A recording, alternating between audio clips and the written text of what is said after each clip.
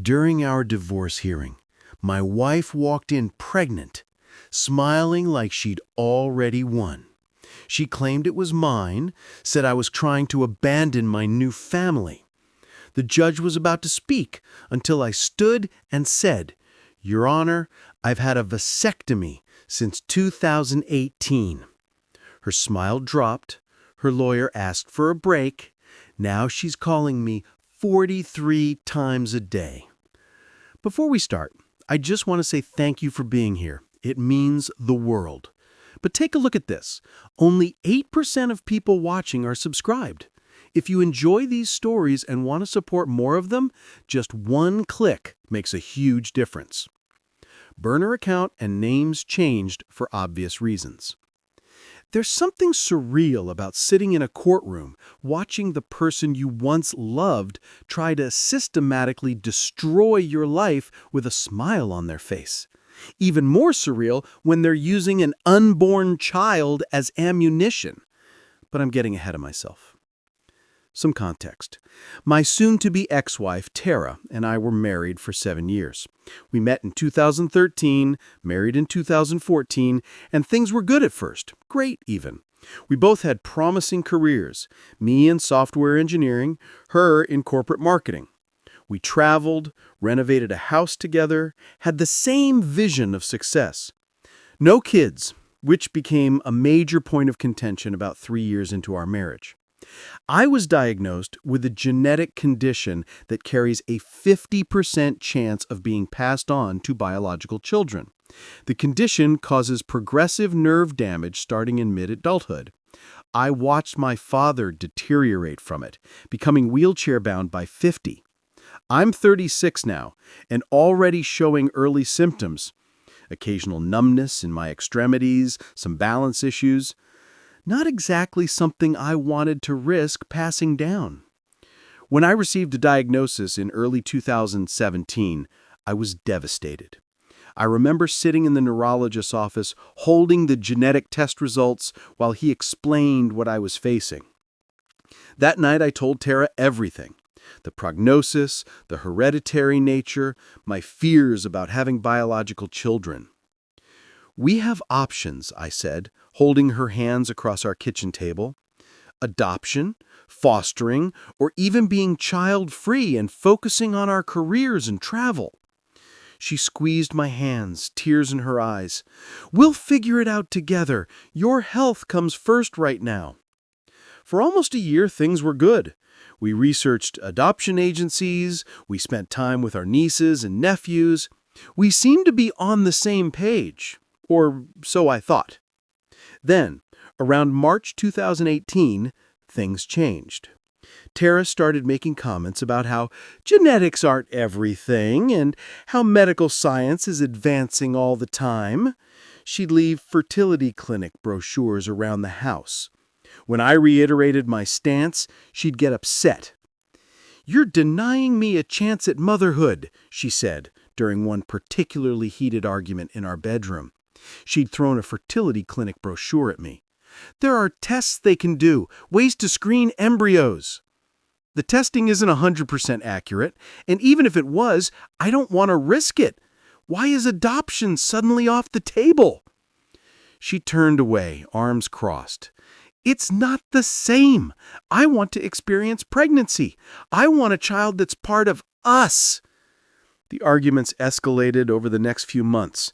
I'd come home to find her watching birthing videos or browsing baby furniture online.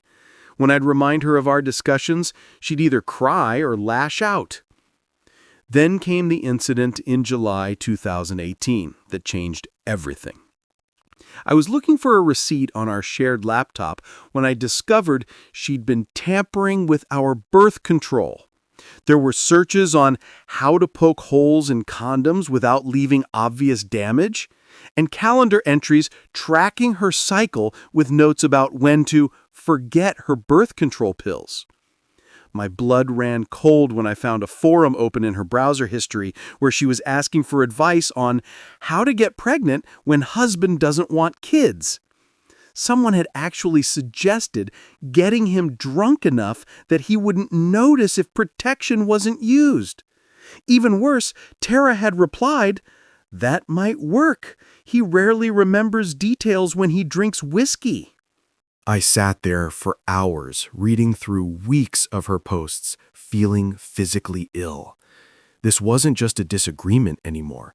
This was a fundamental breach of trust and bodily autonomy. I couldn't believe the woman I married would plot something like this. When Tara got home that evening, I confronted her with what I'd found. I'll never forget how quickly her expression changed from shock at being discovered to a kind of desperate justification. "You're overreacting," she said, pacing our living room. "I was just venting online." Venting! You were actively planning to trick me into fatherhood. I was shaking with anger and betrayal.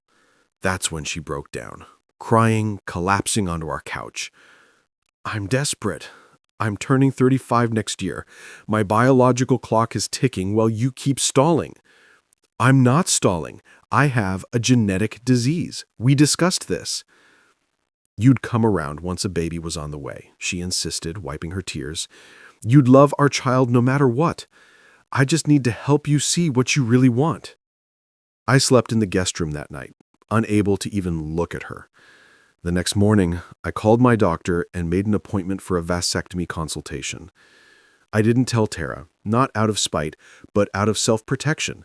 I couldn't trust her anymore, and I needed to ensure I wouldn't be forced into parenthood against my will.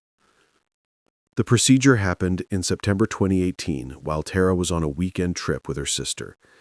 The doctor understood my situation and was supportive, especially given my genetic condition. I took a few days off work, telling Tara I had a project deadline and would be busy anyway. The recovery was quick, some ice packs and mild discomfort, nothing major. I planned to tell her after she returned and suggest marriage counseling to work through our fundamental disconnect. But the night she came home from her trip, she blindsided me with a bombshell of her own. "I think we should separate," she said over dinner, not even meeting my eyes. Just like that? No counseling? No trying to work through this? What's there to work through? You won't give me children, and I can't waste my fertile years on someone who won't change his mind.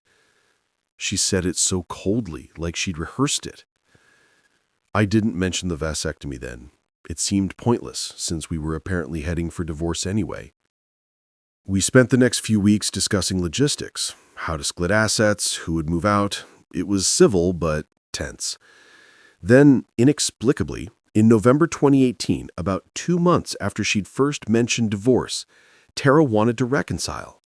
She showed up at the apartment I'd been renting with takeout from our favorite restaurant and tears in her eyes. "I've been thinking," she said, as we sat awkwardly at my tiny kitchen table. "Maybe I can accept a child-free marriage if that's what it takes to save us. We built a life together, Drew. I don't want to throw that away." I was suspicious, but willing to try. 7 years together isn't something you discard easily. We agreed to counseling, and I moved back into our house in December 2018. For almost 10 months, things seemed better. We went to weekly therapy, we reconnected physically and emotionally. I nearly told her about the vasectomy several times, but the right moment never materialized. As time passed, it became an increasingly difficult topic to broach, especially as things were finally improving between us. Then, in September 2019, while Tara was in the shower, her phone kept buzzing with text notifications. Normally, I'd never check her messages, but after the birth control incident, I still had lingering trust issues. I glanced at her screen and saw messages from MW with preview text that made my stomach drop. "Miss you too, baby. Can't wait until..." I knew Mark Wilson was her boss. Against my better judgment, I opened the messages. What I found shattered any hope of saving our marriage. Not only were they having an affair, but based on their conversation history, it had been going on for over 2 years, since early 2017, before my diagnosis, before all our fertility arguments. I scrolled back through months of messages, putting together the timeline. Their affair had continued through all our struggles about having children, through her threatening divorce, and even through our reconciliation. The reconciliation, I discovered, coincided perfectly with Mark temporarily relocating to the London office for a 9-month project. She'd essentially put me on hold while he was unavailable. When Tara emerged from the shower, I was sitting on the bed with her phone in my hand. "How long have you been sleeping with Mark?" I asked quietly. The color drained from her face. "Drew, I can explain." 2 years, Tara, 2 years. You were sleeping with him while making me feel like a monster for not wanting children. My voice broke. You threatened divorce when I wouldn't give you a baby, then came back when he left the country. Was any of it real? She didn't deny it. Instead, she tried to justify it. Mark understood her desire for children. Mark would have given her a family. Mark appreciated her in ways I didn't. I filed for divorce the next day, October 2019. This time, there was no turning back. The proceedings were contentious from the start. She wanted the house I'd largely paid for. I'd made the down payment with an inheritance from my grandmother, half my retirement account, and substantial alimony despite having a good job herself. Her lawyer painted me as cold and uncaring, citing my refusal to have children as evidence of my selfish nature. 4 months into the divorce process, in February 2020, came the hearing that would determine temporary asset allocation while the divorce proceeded. I arrived early, with my lawyer, Sam Davidson, reviewing our documentation one last time in the hallway outside the courtroom. "We're in good shape," Sam assured me. "Your financial records clearly show your contributions to the marital assets. The judge assigned to our case is fair, but no nonsense." That's when I saw her walking down the hallway toward the courtroom, and my jaw nearly hit the floor. Tara was visibly pregnant, not just slightly showing. She had to be at least 6 months along, her belly prominently displayed in a form-fitting dress I'd never seen before. She made deliberate eye contact with me as she approached, cradling her stomach with both hands, a triumphant smile playing at her lips. Sam grabbed my arm. "Did you know about this?" "No," I managed, still staring. "Impossible. We haven't been together since—" "Pull yourself together," Sam whispered urgently. "Don't react. That's exactly what she wants." We entered the courtroom, taking our places at the respondents' table.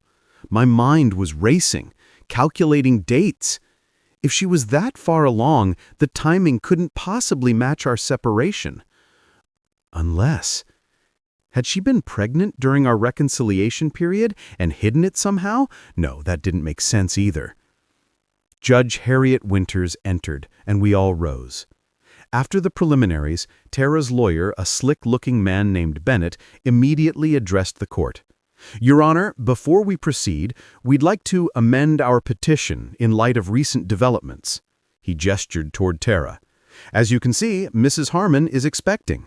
This significantly changes the financial considerations in this case." Judge Winters raised an eyebrow, looking between Tara and me, clearly noting Tara's advanced pregnancy. "I don't see an amended petition in my files, Counselor." "We'll be filing the formal amendment this week. Given the advanced stage of Mrs. Harmon's pregnancy and today's scheduled hearing, we felt it important to bring this to the court's attention immediately." Tara placed her hand protectively over her belly, her expression angelically concerned. Bennett continued, his voice taking on an accusatory tone. "Mr. Harmon has not only been attempting to divest himself of financial responsibility to his wife, but is now attempting to abandon his responsibilities to his unborn child." I felt like I'd been punched in the gut. Sam scribbled furiously on his legal pad. "Paternity test ASAP." The judge turned toward me, her expression noticeably cooler. "Mr. Harmon, were you aware of this pregnancy?" Before I could answer, Bennett interjected. "Your Honor, he was aware. Mrs. Harmon informed him during their last attempt at reconciliation, which we believe precipitated his abrupt filing for divorce." That was a bold-faced lie. Sam stood immediately to object, but Tara's lawyer wasn't finished.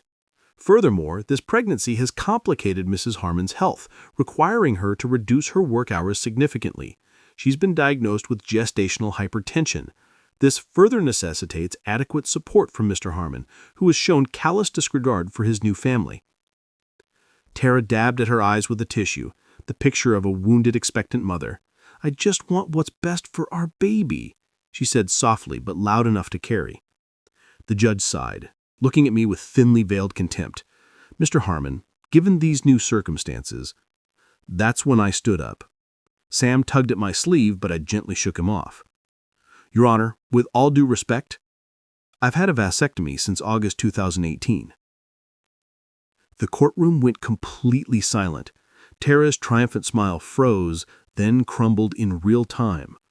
Her lawyer looked at her sharply, confusion evident in his expression.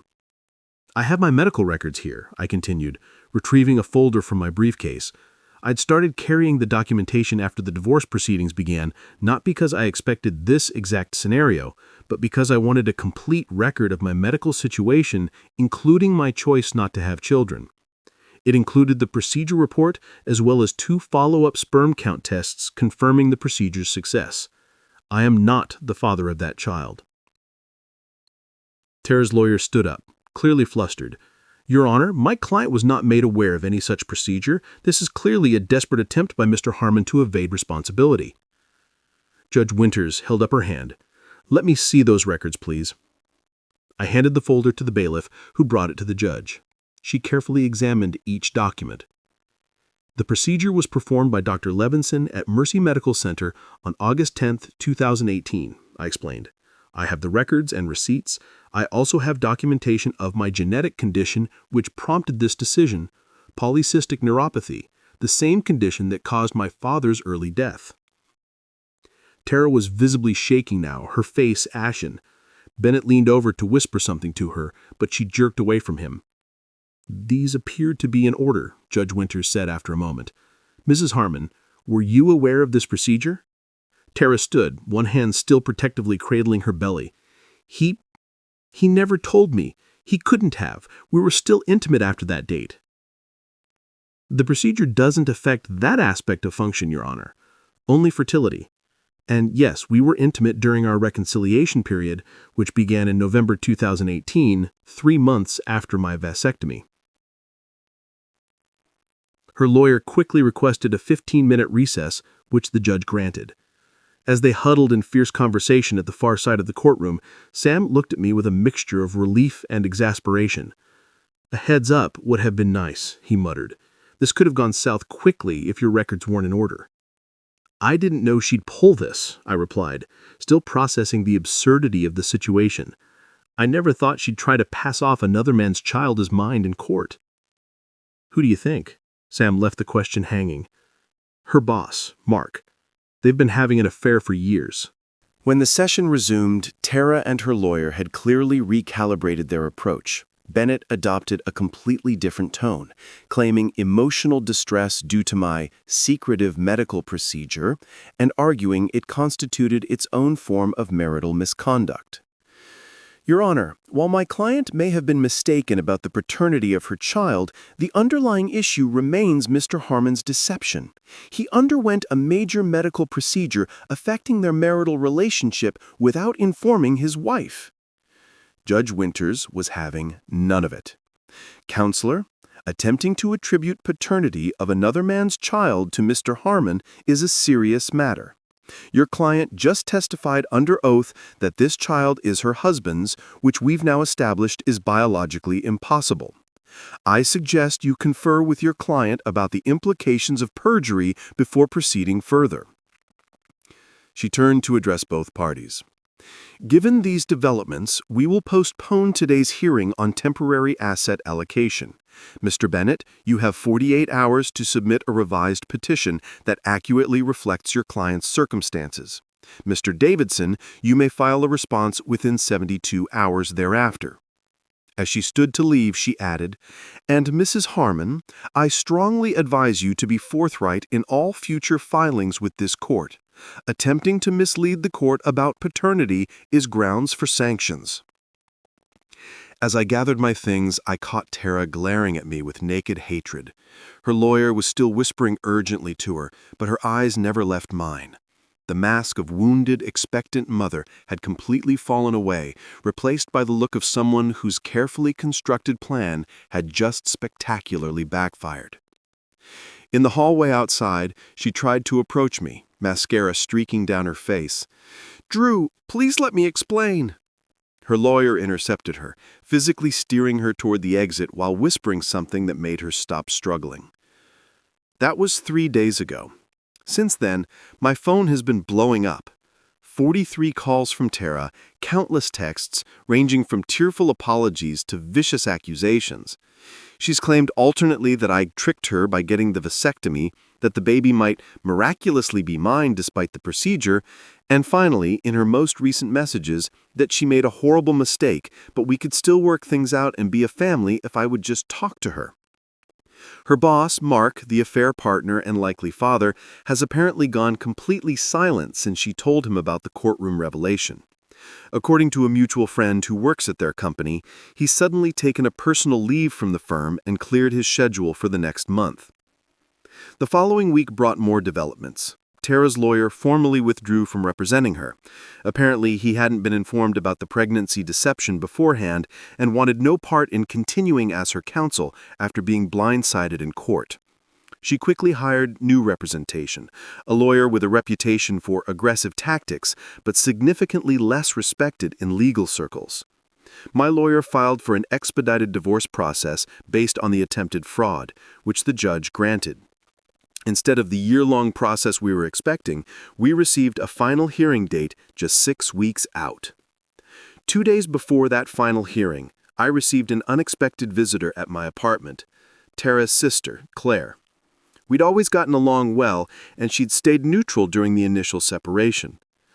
"I owe you an apology," she said as she sat stiffly on my couch. "Tara told me you knew about the baby and were abandoning her. I believed her." "What changed?" I asked, offering her coffee, which she declined. "She finally admitted everything to me yesterday. The affair with Mark, trying to trick you into having children during your marriage, deliberately getting pregnant with Mark while planning to pass the child off as yours for the divorce settlement." Claire shook her head, disgusted. "She calculated that if the court thought the baby was yours, she'd secure much more favorable terms and ongoing support." "And Mark?" I asked. "He wants nothing to do with her now. Apparently he never wanted children either, one of the reasons she was having problems with both of you. When your lawyer sent his attorney the court transcripts, let's just say he's not stepping up." "I'm sorry she dragged you into this," I said, and meant it. Claire had always been kind to me.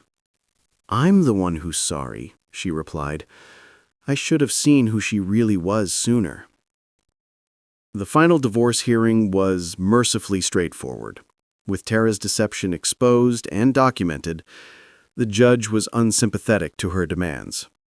She received no alimony, only her fair share of our joint assets acquired during the marriage.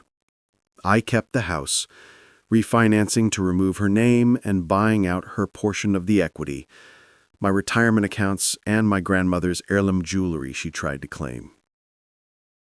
As we left the courtroom for the last time, Tara, now heavily pregnant, attempted one final plea.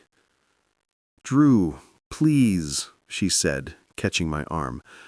"I made mistakes, terrible mistakes, but this baby needs a father." I gently removed her hand. "I'm sure Mark will come around once the paternity test confirms what everyone already knows." "He won't," she whispered. "He's relocated to the Singapore office." "Then I'm sorry for your situation, but it's not my responsibility to fix it. I wish you and your child well, Tara, but our chapter is closed." It's been 6 months since the divorce was finalized. I've heard through mutual friends that Tara gave birth to a healthy baby boy and has moved back to her hometown to live with her parents. Mark apparently provides financial support, but remains in Singapore with no plans to return. As for me, I'm focusing on my health and future. I've started treatment for my condition with a specialist who's optimistic about new therapies that might slow the progression. I've kept the house, renovated it extensively, removing all traces of my life with Tara and making it fully accessible for when my symptoms eventually worsen. The most unexpected positive outcome has been connecting with the support group for people with my condition. Through them, I've met others who chose not to have biological children for the same reason I did. For the first time, I don't feel defensive about that choice, just at peace with it. Sometimes I think about how differently things might have turned out if Tara and I had been honest with each other from the beginning. If I'd told her about the vasectomy immediately, if she'd been upfront about her unwillingness to consider alternatives to biological children, if she hadn't been carrying on an affair behind my back. But dwelling on what-ifs is pointless. The most valuable lesson from this whole experience is the importance of living authentically, even when it's difficult. No more hiding, no more compromising on fundamental values, no more relationships built on deception and manipulation. My life isn't perfect. My medical prognosis remains challenging, and some days the physical symptoms are frightening. But there's an overwhelming sense of rightness to my world now, a foundation of truth that was missing during those years of marriage. Sometimes the happiest ending isn't what you initially pictured for yourself. Sometimes it's just the quiet satisfaction of standing in your truth when it matters most.